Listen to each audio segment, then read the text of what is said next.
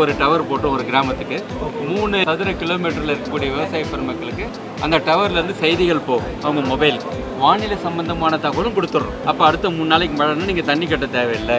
40% தண்ணி வந்து மிச்சம் பண்ணலாம். ட்ரோன்ஸ் வச்சு மருந்துகளும் நம்ம தெளிக்கிறோம். ட்ரோன்ஸோட விலை கம்மி. முதல்ல விவசாயத்தில் களை இருக்கக்கூடிய ரோபோவும் நாங்கள் கண்டுபிடிச்சி இன்றைக்கி அறிமுகப்படுத்தோம். சீல போச்சுன்னா இந்தாண்ட 6 அடி இந்தாண்ட 6 அடி 12 அடிக்கு ஸ்ப்ரே ஃப்ளூயிட் போயிட்டு அந்த மாதிரியும் பண்ண முடியும். தனியாக இருந்தாலும் அது மாதிரி ஃபாகர் லைட் போட்டுக்கலாம். வந்து ஆள் இல்லை போகிறோங்கிறதப்ப ராத்திரி நேரத்தையும் ஒர்க் பண்ண முடியும். இந்த சார்ஜிங் ஸ்டேஷனில் ஆட்டோமேட்டிக்காக தானே வந்துடும். சார்ஜ் போட்டு மறுபடியும் அடுத்த வேலையை ஆரம்பிக்கிறது எந்த இடத்துல விட்டுதோ அதே இடத்துல ஆரம்பிச்சு இந்த ட்ரோனை பயன்படுத்தி நீங்கள் விதைக்கவும் செய்யலாம். 10 லிட்டரும் இருக்குது, 15 லிட்டர் இருக்குது, 25 லிட்டர் இருக்குது. 24 லிட்டர் போட்டோம்னா 2.5 ஏக்கர். ஒரு 10 சென்டிமீட்டர் உயரத்துக்கு ஈரம் இருந்தால் போகிறோம். அந்த 10 சென்டிமீட்டர் உயரத்துக்கு கரெக்டாக கட் பண்ணி நிறுத்திக்கலாம். உரமும் கொடுத்துக்கலாம், தண்ணியும் கொடுத்துக்கலாம். அதுக்கு வந்து பேர் வந்து ஸ்மார்ட் இரிகேஷன். மாயா கிரீன்ற ஒரு கம்பெனி வந்து விவசாய பெருமக்களுக்கு தேவையான அனைத்து விதமான விவசாய சம்பந்தமான ஆலோசனைகள் வழங்கக்கூடிய முறைகளை பண்ணித்தராங்க.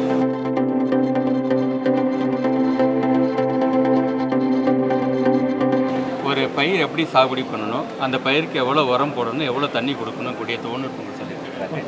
அது தொழில்நுட்பங்கள் விளைவிச்ச பொருளை எந்த இடத்துல சந்தைப்படுத்தலாம், எந்த இடத்துல அதிகமான விலை கிடைக்கும் அப்படிங்கிற வகையில் வந்து அவங்களுக்கு வந்து உற்பத்தியும் பண்ணுறாங்க. உற்பத்தி பண்ணுறக்கூடிய எங்கே விற்கலாங்கக்கூடிய வழிமுறையும் பண்ணித்தராங்க.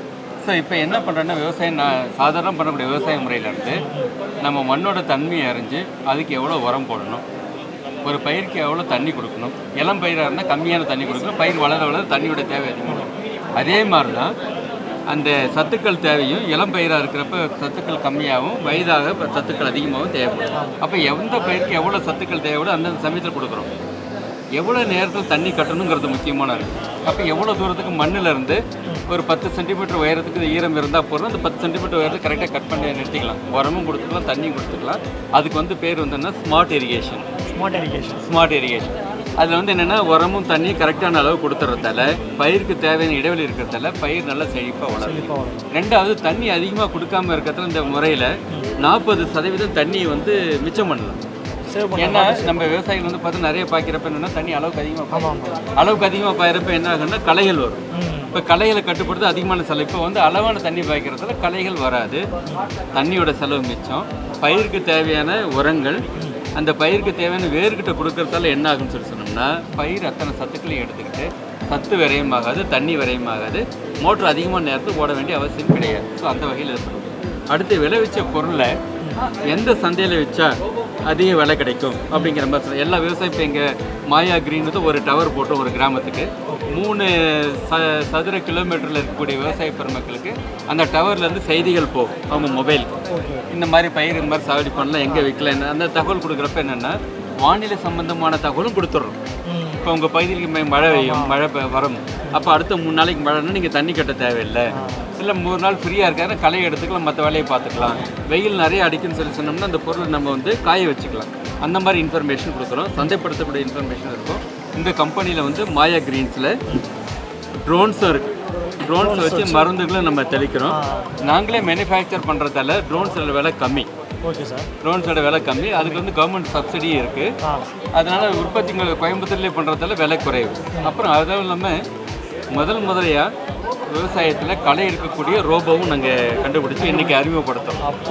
அந்த ரோபோ வந்து இருக்கிறதுல என்னென்னா நிறைய வேலைகளை செய்யும். என்னென்னா மண்ணில் வந்து இருக்கக்கூடிய களைகளை வந்து எடுத்துட்டு அந்த களைகளை சின்ன சின்ன துண்டாக்கி மண்ணில் அழுத்தி விட்டுடும். அது உரமாகவும் ஆகிடும்.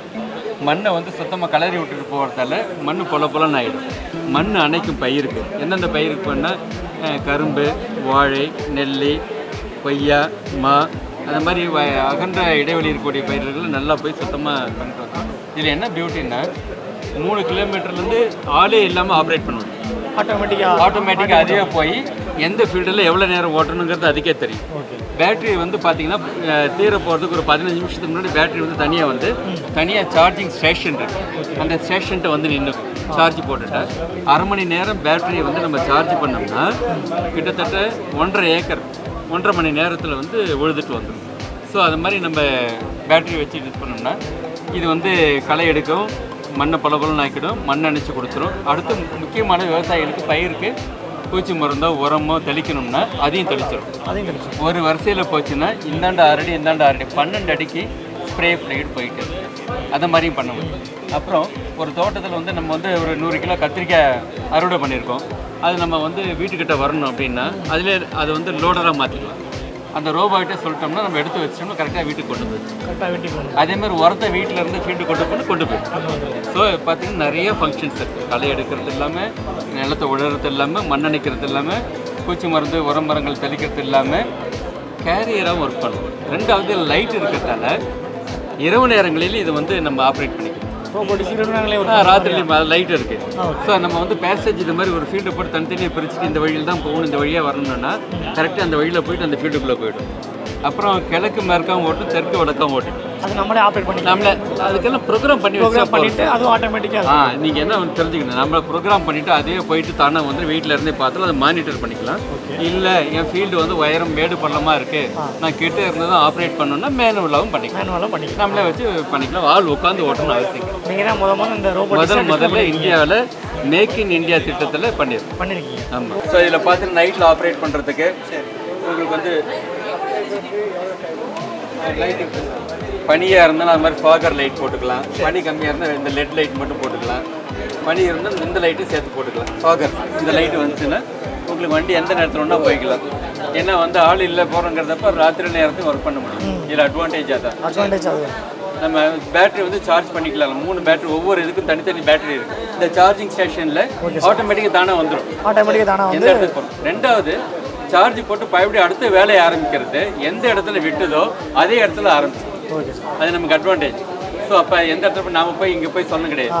இந்த ஃபீல்டு நம்பர் பியில் போய் நின்றுச்சு, பாதியில் போய் நின்றுச்சு, 5வது ரோவில் இந்த வயலில் இருந்துச்சுன்னா கரெக்டாக 5வது ரோவில் போய் இருந்து அந்த இடத்துல இருந்து ஆரம்பிச்சு. இந்த பேட்டரியோட கெப்பாசிட்டி எவ்வளோ சார்? பேட்டரியோட கெப்பாசிட்டி 1/2 மணி நேரம் சார்ஜ் பண்ணுறோன்னா 1.5 மணி நேரம் ஓடும். 1.5 மணி நேரம் ஓகே. 1.5 ஏக்கர். 1.5 ஏக்கரில் ஓகே. 1.5 மணி நேரம் 1.5 ஏக்கரில் கவர் பண்ணிடுவோம். நீங்கள் வந்து மொத்தம் 3 பேட்டரி தருவீங்களா? 3 பேட்டரி வச்சு 3 பேட்டரி தருவீங்க. இதோட காஸ்ட் எவ்வளோ சார் வருது? 3 லட்ச ரூபா ஆகுது. 3 லட்சம் ஆகுது சார். வாரண்டி வந்து நம்ம 3 இயர்ஸ் கொடுத்துருவோம். 3 இயர்ஸ் கொடுத்துருவீங்களா? அதுக்கு இது ஆட்டோமேட்டிக்காக நம்ம கீழே ஏற்றி மேலே ஏற்றிக்கலாம். கீழே ஒரு மேடம் உங்களுக்கு வீல் இருக்குது பாருங்கள். கீழே பார்த்தீங்கன்னா ரோட்டோவேட்டர் வீல் இருக்குது. ஆமாம். அது மண்ணை நல்லா கிளறி விட்டுட்டு இது அப்புறம் இதிலே வந்து நான் சொன்ன மாதிரி பூச்சி மருந்து உரம் மருந்து தெளிக்கிறதுனா அதுவும் தெளிச்சிக்கலாம். தேவையான விவசாயம் பண்ணிக்கலாம். அப்புறம் லோடராக கொண்டு சொன்னபோது லோடரும் பண்ணிக்கலாம். டான்ஸ் ஏரியாவில் வந்து ஒரு ஃபாரினர் வந்து பார்த்துட்டு எங்களுக்கு சேவைன்னு கேட்டு வாங்கியிருக்காங்க. இன்னொரு இடத்துல நிறைய ஆர்டர் கேட்டிருக்காங்க. ட்ரோனை பற்றி கொஞ்சம் சொல்கிறீங்களா? இப்போ இந்த ட்ரோன் வந்து பார்த்திங்கன்னா இன்றைக்கி கிடைக்கிறதுல ஆள் இல்லாத வேலைக்கு ஆள் கிடைக்காத கஷ்டத்தில் ட்ரோனுடைய பயன்பாடு ரொம்ப அதிகமாக இருக்குது. இது வந்து நம்ம பார்த்தோன்னா உரங்கள் தெளிக்கலாம், பூச்சி மருந்து தெளிக்கலாம். அது மட்டும் தான் இது வரைக்கும் நடைமுறையில் இருக்குது. இப்போ என்னென்னா இந்த ட்ரோனை பயன்படுத்தி நீங்கள் விதைக்கவும் செய்யலாம். இப்போ வர நெல் விதைக்கிறாங்க, நேரடி நெல் விதைப்பு இருக்குது. அதுக்கு பதில் இந்த ட்ரோனில் வச்சு போட்டுனா அழகாக தெளிச்சுட்டு வந்துடும். இப்போ தஞ்சாவூர் மாதிரி இடத்துல வந்து பார்த்தீங்கன்னா நெல் அறுவடைக்கு முன்னாடி உளுந்து தெளிக்கிறாங்க. அப்போ இந்த உளுந்து விதையை போட்டுனா அறுவடைக்கு ஒரு வாரத்துக்கு முன்னாடி போட்டோன்னா தெளிச்சுட்டு வந்துடும். ஈஸியாக இப்போ நம்ம நினைக்கிறதுனா 2 ஏக்கர் நம்மளே தெளிச்சுலாம் அனுப்புகிறோம். தஞ்சாவூரில் டெல்டாவில் பார்த்தீங்கன்னா 1.5 லட்சம் ஏக்கர் இருக்குது. நினச்சி பாருங்க, சம்பா அறுவடை பண்ணுறப்போ 1.5 லட்சம் ஏக்கர் இருக்குது. 1.5 லட்சம் ஏக்கர் எல்லாத்தையும் போயிட்டு போடணும்னா எல்லாத்தையும் போட்டுட்டு வந்துடும். இதுவும் ஆட்டோமேட்டிக்காக இது ஒர்க் பண்ணிட்டு இருக்குது. இதுக்கு வந்து சப்சிடி இருக்குங்க. 40% சப்சிடி கொடுக்குறாங்க. அக்ரி கிராஜுவேட் வந்து 50% சப்சிடி கொடுக்குறாங்க. ஸோ இதனுடைய இது வந்து பார்த்தீங்கன்னா 10 லிட்டரும் இருக்குது, 15 லிட்டர் இருக்குது, 25 லிட்டர் இருக்குது. இந்த தகுந்த மாதிரி இது இருக்குது. இதுக்கு வந்து பேட்டரி ஆப்ரேட்டடுங்க. Battery operated. ஒரு ஏக்கர் கவர் பண்ணுறதுக்கு 15 நிமிஷத்துக்குள்ளே 10லேருந்து 15 நிமிஷத்துக்குள்ள கவர் ஆகிடும். தெளிச்சு நம்மளோட கெப்பாசிட்டி எவ்வளோ சார்? இந்த கேனோட கெப்பாசிட்டி நம்ம இதில் போட்டுக்க அந்த கெப்பாசிட்டி 25 லிட்டருக்குள்ளே இருந்தால் லைசன்ஸ் நமக்கு வந்து பிரச்சனை இருக்குது. அது 25 லிட்டருக்கு மேலே போனால் இது பைலட் ஆப்ரேஷன் தனியாக ஒரு ஏக்கர் தெளிச்சிட்டு வந்தாலும் அதில் 24 லிட்டர் போட்டோம்னா 2.5 ஏக்கர் போயிடும். 2 ஏக்கர் தெளிச்சிடும். ப்ரைஸ் எவ்வளோ சார்? 3.5 லட்சம். 3.5 லட்சமா? 3.5 லட்சம்.